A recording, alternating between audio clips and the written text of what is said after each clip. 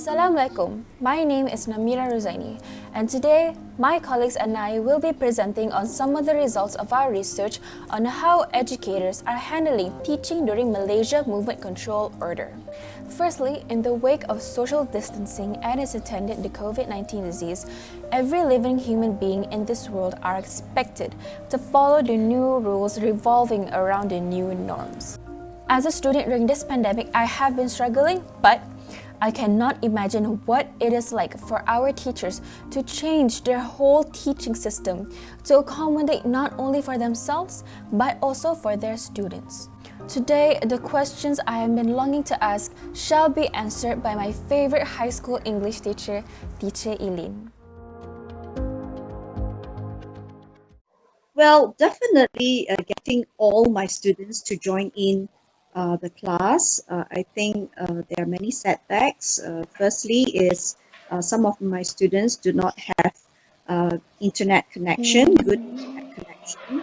Secondly, they might not have that gadgets, okay, computers, laptops, or even a smartphone that enable them to join us for the online lesson. So these are some of the challenges. If they cannot join my lesson FaceTime, then I will actually give them assignment through Google Classroom, where they can have access to it later, perhaps when their parents come back from work or when their parents are not using those gadgets and they have access to it, then they can do the work later on. And even like this Google Meet, I will actually record my lesson and they can play back and answer those questions. I understand. Secondly, for those students who absolutely have no access to any technological advances of gadgets, I will actually set photostat notes, okay, and I ask them to collect it from school.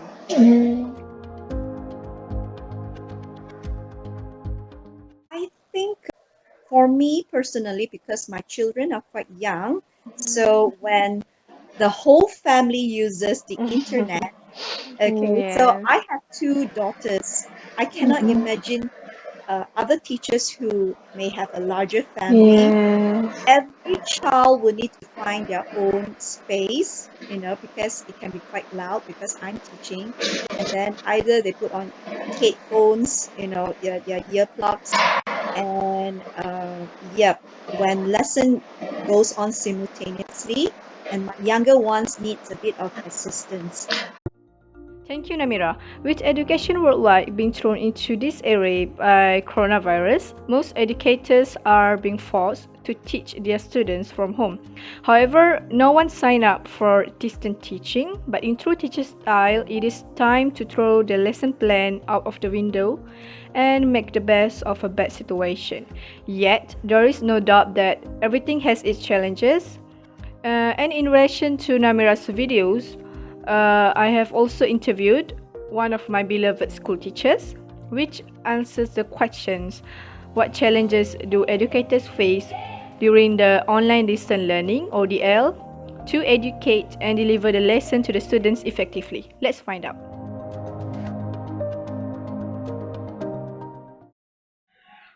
Cabaran pelajar bila berada di rumah ni, dia kebanyakan pelajar-pelajar ni dia akan membantu ibu bapa dia ataupun dia banyak aktiviti-aktiviti mereka di rumah sehingga mereka tidak dapat untuk meneruskan pembelajaran dalam talian.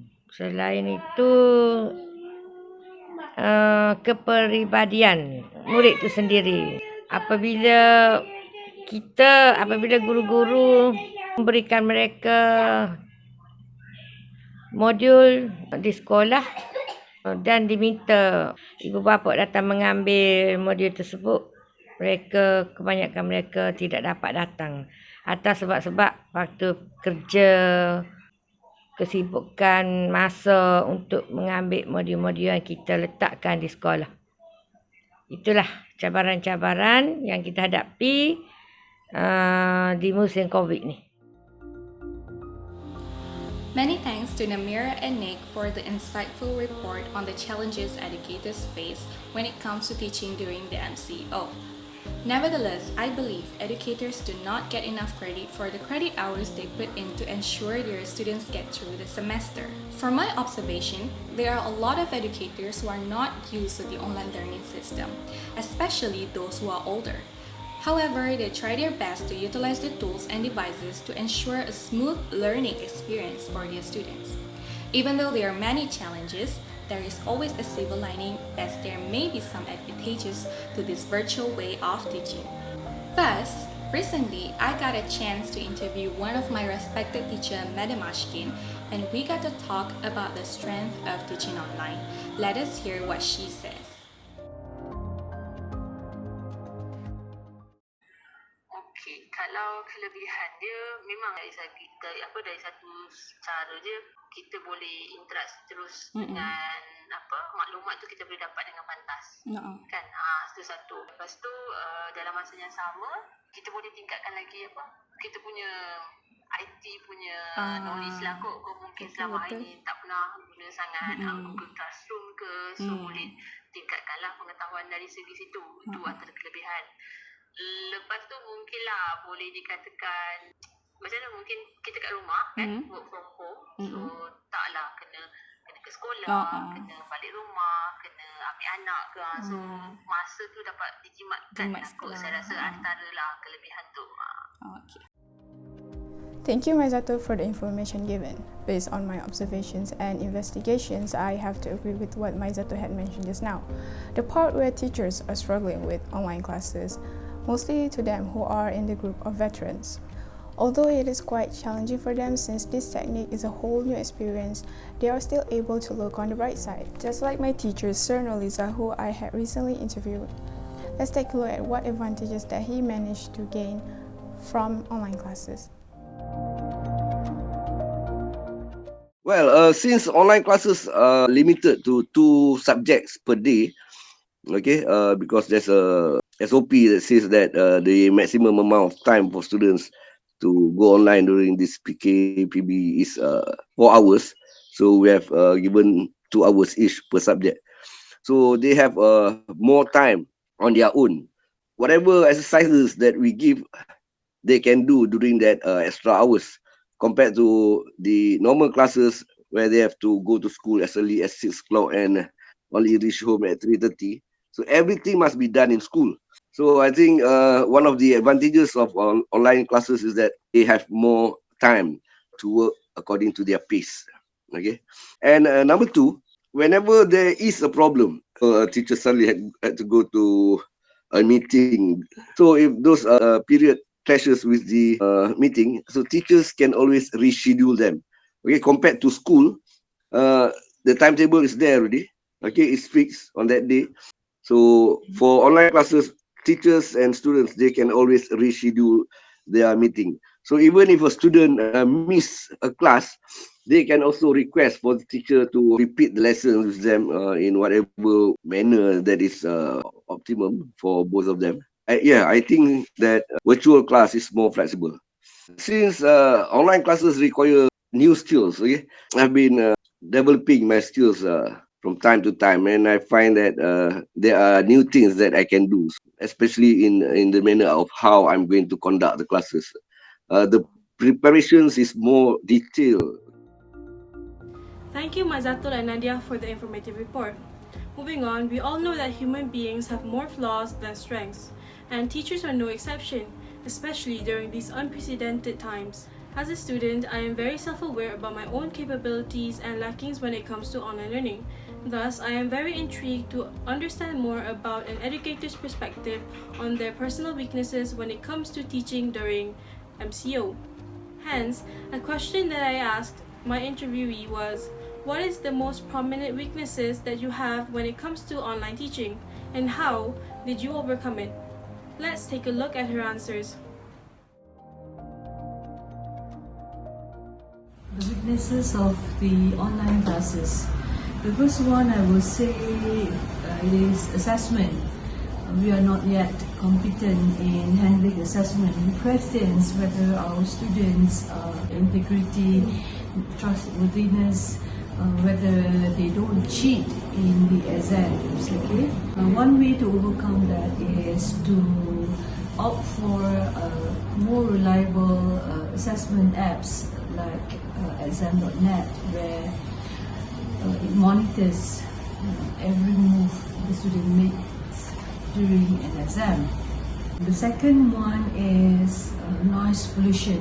Whenever I want to do my online classes, because the apartment where I'm staying is in front of the main road, I get loud noise, the honking of the noises by traffic.